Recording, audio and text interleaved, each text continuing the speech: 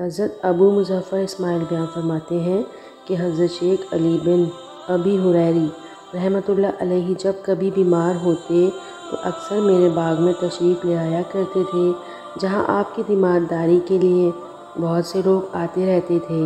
ایک مرتبہ جب آپ علیل ہوئے اور میرے باغ میں تشریف لائے تو حضور غوث پاک حضرت شیخ عبد القادر جیلانی رحمۃ اللہ علیہ آپ کی تیمارداری کے لیے تشریف لائے۔ میرے باغ میں کھجوروں کے درخت تھے جو بالکل خشک ہو چکے تھے، تقریباً 4 سال ہو گئے تھے، وہ پھل نہ دیتے تھے۔ میں نے ان درختوں کے کاٹنے کی نیت رکھی تھی۔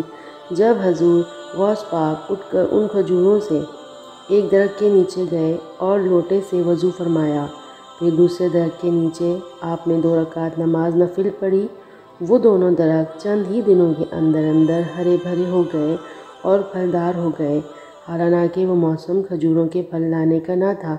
یہ شان تھی ہمارے شیخ عبد القادر جیلانی رحمۃ اللہ علیہ کی۔ سبحان اللہ۔